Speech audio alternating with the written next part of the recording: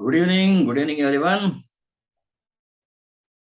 Let us once again continue with a new video. I didn't find much of time.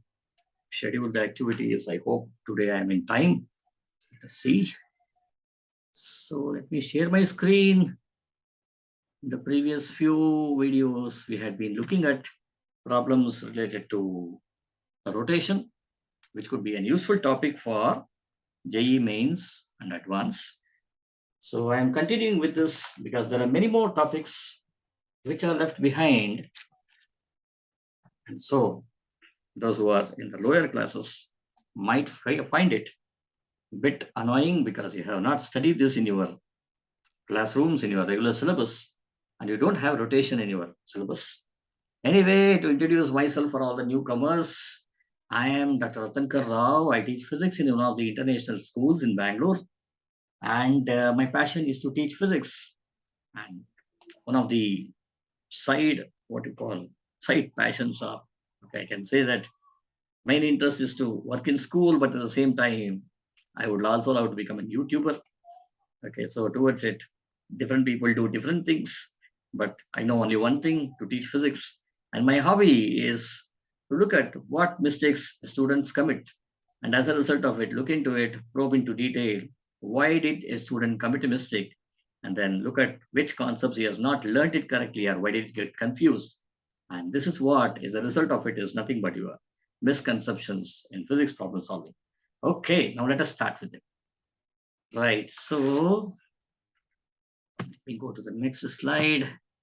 So we are doing with the chapter on rotation. We are doing the chapter on rotation. So wherein we are going to do in detail about the torque, moment of inertia, angular quantities like angular displacement, angular velocity, angular acceleration, okay, and so on. And not only rotation, we are also looking at hybrid rotation and pure rotation. Okay. Now towards it, this topic is extremely important for those who are studying for JEE mains and advanced. It is present in CPSC, ICSC, ITCSC, and IBDP. You guys study this if you take up an option like engineering physics. Okay, otherwise you don't study this one, and also in edXL courses. Okay. Now let us learn or let us look at the next problem, which is nothing but conservation of angular momentum. Oh my God, I picked up a different pen. Yeah. Okay. Conservation of angular momentum. Now, you would have learned conservation of momentum. Now, what is this angular momentum? I already taught you about, or maybe you would have learned in angular momentum in your earlier classes. Let us look at what do you mean by this here. The flywheel of moment of inertia. Oh my God, I made a mistake here.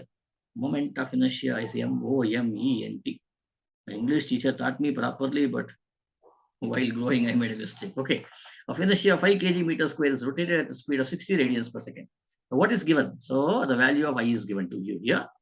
Okay. First thing is we need to identify what parameters are given.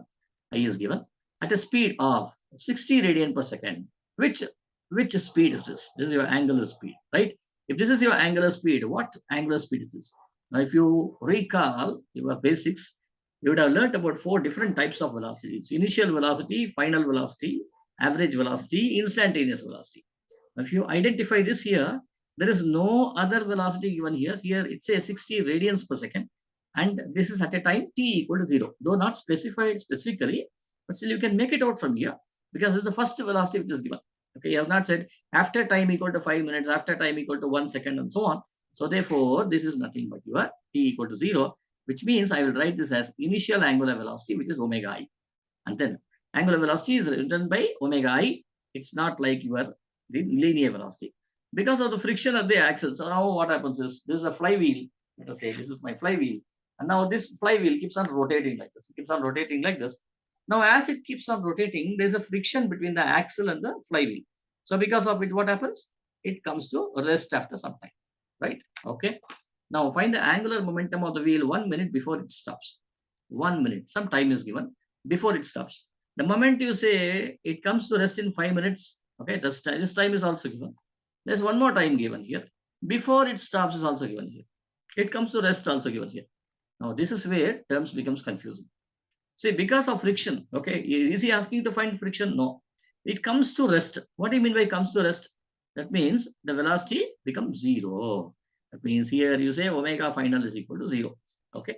Time in 5 minutes. Okay. It comes to rest in 5 minutes. Okay. Find the angular momentum of the wheel 1 minute before it comes to rest. Now, what is this time? I already written some time here. There's one more time here. That means total time taken for it to stop is 5 minutes. But 1 minute before, which means what? You should consider E equal to 4 minutes. Okay. Read the problem. Very, very, very, very important. Okay.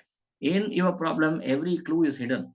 But only thing is, you need to understand what is the clue. Some students, what they do is they consider t equal to 1 minute over here. Okay, instead of considering t equal to 5 minutes. Okay, so you have to be very careful before it stops. So now what all parameters are given to you? You are given the value of I, you are given the value of omega I, you are given the value of omega f, and the time is also given. Okay. So angular momentum. So what is the student response? Now, the student response is that angular momentum is always conserved. We all know the moment we say rotating object, the first thing that comes to our mind is angular momentum is conserved. Okay, it's conserved in a rotating object, and hence angular momentum is L equal to I omega. And I substitute the value of I here, which is 5, which is given, omega, which is already given, and thus I get the answer. Is this correct? It is incorrect. Why? The reason is because this principle named as COAM, what is this? Conservation of angular momentum, can be applied if only under one condition. When? If you want to know this particular condition, let us step one step behind. Okay, instead of looking at rotation, let us go for, if I remove this A, what do I get? I get COM here. What is COM? Conservation of momentum, right? Linear momentum I'm talking about. If I write this here, it is angular. What do you mean by COM? That means the particle is moving in a straight line, and then you see that there's a conservation of momentum you apply. Now, when can you apply conservation of momentum? You can apply only if no external force is applied. Still not get it? Okay, let me try with an example. Then let me show you. I have a plain ground. Yeah. I have a plain ground, and then I have an object of mass m here. I apply a force. Okay. Now, as a result of this force, it has some initial velocity. Now, what is the momentum of this particle? The momentum of this particle is m into v. Now, there is friction. Now, what happened to this particle? What will happen to this particle? The particle will not go with the same speed, right? Just a moment.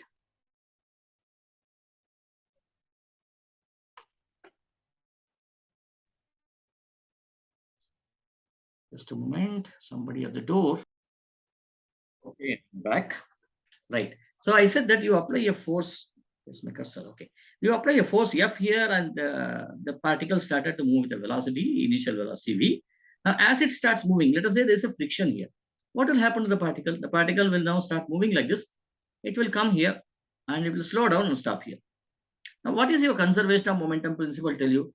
Conservation of momentum principle tells you that whatever is the momentum initially, that should be the same momentum finally also. Which means find what is the momentum here, what is the momentum here. Okay, let us find what's the momentum here. The momentum here is m into v. Now, what is the momentum at this point? It is 0. Why is 0? Because v equal to 0, right? When v equal to 0, why v equal to 0? Because the particle comes to rest. Now, how can mv become 0? Wrong, right? So why this is not going to be correct? Because look at the condition here. If no external force is applied, what do you mean by that? Where is the external force? I pushed this one here. I initially pushed it, and then I left my fingers. The moment I removed my hand, there was no force acted upon on the object by me. I did not apply any force. I applied only once. But why did it slow down? There was a force acting in the reverse direction. What is that force? Friction, right? So the external force here is friction. Friction, try to slow it down. Okay. So therefore, you should not apply your CO. Got it? Okay. Now we understood that we should not apply it. Let me take one more example. Though I'm doing a problem on angular momentum, okay, let me do some more here. Now let us say, for example, I have a particle. I have a particle of mass 1 kg. Okay, this is the ground. Now what I do is I drop it. I take an object like this, I drop it. Okay, when I drop it, what will happen? The particle comes down. Simply, what is a special question in this? Okay, particle comes down. Now as it comes down, what is its velocity here? When you just hold your pen like this, and you drop it. When you drop it like this, what was its velocity? Velocity of the particle was 0. Why 0? because you just hold it in your hand and you did not throw it. You dropped it, right? You dropped it. So therefore, the initial velocity was 0 here. Now, when the object comes here, what is its velocity? The velocity at this point is some v, which I do not know. Okay, we can calculate based on the conservation of energy, not momentum. Okay, so therefore, what is the momentum here? 0. What is the momentum here? mv. Is this valid? No. Why? Where is the external force? Who is the external force? Gravity, right? Gravity is pulling it like this. There's an external force there. That's the reason why you cannot apply. Now, I hope you understood about why you should not apply conservation of momentum when there is an external force applied. Okay. Okay. So this is a rule. Now let us come back to angular momentum. I did not speak about angular momentum. Now, when you have force, what is the analog of this force in rotation? See, linear velocity, angular velocity. Linear acceleration, angular acceleration. Mass, analogous, moment of inertia. Then if you had F equal to ma, F equal to ma in Newton's second law, you have, what do you have here? You have, instead of A, you will put alpha. Instead of m, you will put I, moment of inertia. And instead of F, what you do? Rotating force. What do you call rotating forces? Something which rotates. What is it? Torque, right? Torque. So what I will do is I will write the whole phrase once again. If no external, now instead of force, I'll write torque. Torque is applied. Only then you can use this equation. Now you will be able to answer me as why this equation, whatever analysis you have done, is incorrect, or why shouldn't I use it? Okay. Now towards it, if you look at this, so everything is fine here because of the friction. What does the friction do? When you have a rod which is rotating, the friction tries to slow down the disc or maybe the flywheel. So as a result of this, the disc comes to rest, right? So therefore, who is the external force here? The external force is applied by, is being given by the friction. Now, who gives the external torque? Friction multiplied by the distance will give the external torque, right? So therefore, now there is an external torque here. Whenever there is an external torque applied, your COAM should not be applied. You should not apply. So therefore, this statement is incorrect, right? Did you understand when can we apply angular momentum, when we should not apply angular momentum, and so on? So the student failed to understand, okay, when he has to apply it. This is the biggest misconception you have. In physics, what happens, there are some rules which should be applied at some instance. Sometimes you should not apply it. You should realize, you should recognize, not realize, you should recognize when to apply which principle. Okay. If you do not understand, if you're not able to identify that rule, then you will make a mistake, right? Otherwise, physics problems are very easy because principles are so easy, easily you can apply. It applies for every branch. But of course, in physics, since we are talking about the macromolecules, macro objects, okay, you can visualize things and then solve it. Okay, now let us look at the correct solution. Now the correct solution, let us solve with it. Now the value of moment of inertia is given to you. The value of omega initial is given to you. Because of the friction, it comes to rest in 5 minutes. The angular momentum of the wheel 1 minute before it stops. That means from here I understand you need to find out what is the angular momentum L before 4 minutes, at the end of the 4th minute. That's what you stop. Okay, that's how you need to work on. So towards it, now to find out the angular momentum, the formula for angular momentum is L equal to I into omega. Okay, what omega is this? This is omega of 4, which means what? Which means the angular velocity at the 4th minute. That's what you need to find. Okay, now towards it, what is I? Moment of inertia. This is already known to you. If you know this value, you can easily find out. Now, how do I find it? So we have an equation. So you need omega final, because this will be your destination, should now be equal to omega I minus alpha t. Why minus? Because it's slowing down. It's deceleration, right? So you should have a negative over here. So therefore, now how do I get this equation? I got this equation because we know V equal to U plus AT. You remember where is this we use? Accelerated motion in linear mechanics. Now in rotational mechanics, this V I'm going to substitute with omega final, because here it was linear velocity, final velocity. Here it is final angular velocity is equal to initial angular velocity minus, okay, instead of plus A. Okay, so it was accelerated. If it was decelerated, this would have been negative over here. Minus A. Instead of minus, you put minus alpha. time. You retain this time, right? We got the equations now. Omega I. What is omega I? Where is omega I? Omega is here. 60. 60 unit radian per second. Remember, in rotation, you should write the equations and do write the units alongside. Why? Okay, it's not mandatory, but in order to not to commit any mistake, it's always better to write it. I will commit a mistake now to show you where and how does it go wrong. Okay, minus. What is alpha? Where is alpha? Alpha is not given. Alpha is not given. I need to find out the value of alpha. How do I find the value of alpha? That's what we need to ask. Value of alpha. What is alpha? Again, linear mechanics. A equal to V minus U divided by T. Acceleration, right? Now, linear acceleration is this. Angular acceleration. Here it's angular acceleration, right? Should now be equal to, replace this, omega final minus omega initial divided by time t. Now, what is omega final? It is not this value. Don't put omega final here. Okay. So, omega final here is, okay, at the end of 5th minute, the disk comes to rest, which means what? The initial final velocity is 0. Okay. Minus. What is the initial velocity? Initial velocity is 60 rad per second. 60 rads per second. Divided by time taken. What is the time taken? 5 minutes. 5 minutes. Okay. So, therefore, I will get minus 12 radians per second. Okay. Per second, per minute. That's what I wrote. Now, I made a mistake. You know what is the mistake? The mistake is that I have not converted this 5 minutes into seconds. See, if you do not do this, then you will get an incorrect message. You will get an incorrect value. Let us convert this. Okay. This is not correct. Okay. It is in a hybrid unit. So, I will now convert this as minus 60 divided by 5 into 60. Why 5 into 60? Because this is in minutes, right? I need to convert it into seconds. So, 1 minute is 60 seconds. I have substituted this. So, thus I get the answer as minus 1 by 5 radian per second. So, what is it I have got? Value of alpha. Okay. So, therefore, now value of alpha is known to me. I'll use this as plus itself. Use the plus itself. Why plus? Because V equal to U plus 8 is the right term. So, I'll use this. Alpha value I got negative. Okay. So, therefore, 60, this is what I have substituted here. Substituted omega I plus of alpha minus 1 by 5 minus 1 by 5. What is this? Minus 1 by 5 is radians per second. Radians per second minus 1 by 5. Let me write it correctly. If you don't write it, I thought it's 1 by t. Minus 1 by 5. And what is this t here? Is it 5 minutes? No, it's not 5 minutes. You need to find out the angular momentum at 1 minute before it stops. It should be 4 minutes. 4 minutes. Now convert this into seconds. 4 into 60. Now when I do this, what do I get here? I can cancel 5 ones are 5, 15, 5 12s are. Right? 5 12s are 60. Yes. Okay. My maths teacher has taught me well. 60 minus 4 into 12, 48. 48, which should now be equal to 12 unit radian per second. Radian per second. Now I got the final angular velocity.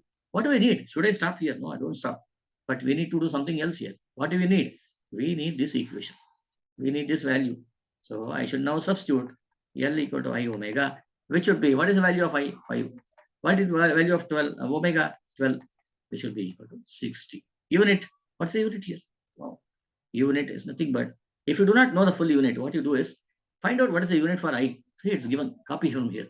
And nothing wrong in copying from the question. Nobody will say you copied it. Okay. Omega. What is omega? Radian per second. Radian per second. Right? We have got the final answer. If I ask you to keep it in SI units only, appropriate unit only, okay, then there's an easier way to do it. Now what you do is, what is this? Angular momentum. If you convert this to linear momentum, what is linear momentum? P. This should be equal to, instead of I will substitute M. Instead of omega, V. Now, what is the what you call unit for P? Unit for P here was Newton into second. You remember I had taught you something about impact. One of the problems. Okay, Newton into second. And if you do not know, just you can understand it from here also. P momentum delta P divided by delta T is equal to F. You remember this? Newton's second law here. Okay, Newton's second law. So delta P should now be equal to F into delta T. Right? So now this is Newton, this is second. Newton seconds I got. Okay. Now if I got Newton second here, now I want to convert this back to rotation. What is the analog of rotation? Newton. Newton is unit of force. So you can convert it into tau. What is tau? Rotation torque. So what is the unit of torque? Unit of torque is Newton meter. Newton meter. Okay, and then into second. You can either write like this, or what is Newton into meter? Newton into meter. What is Newton into meter? Newton into meter is force multiplied by distance. What is force multiplied by distance? Force multiplied by distance is work done, right? Force into displacement is work done, right? So therefore, work done. A unit of work done is joules. So you can also write like this. Okay, both are correct. So therefore, so either you can write using this unit or this unit, but don't write this unit. This is only for understanding purposes. Okay, so if you are in an exam and you do not know how to do it, don't keep on looking for the other papers. You should know how to do it. So this is the way how you can solve problems in rotation. The rotation problem seems to be very difficult, but they are not at all difficult. If you are thorough with your initial concepts, fundamental concepts in physics, especially in mechanics, you will be able to solve every problem in rotation. Okay, only thing is you'll be using your angular terms. Thank you, friends, for watching this video. If you like it, do share and comment. Okay, so that it is really a great appreciation for me, and I would like to continue doing further videos. And also do let me know what kind of questions would you like to do.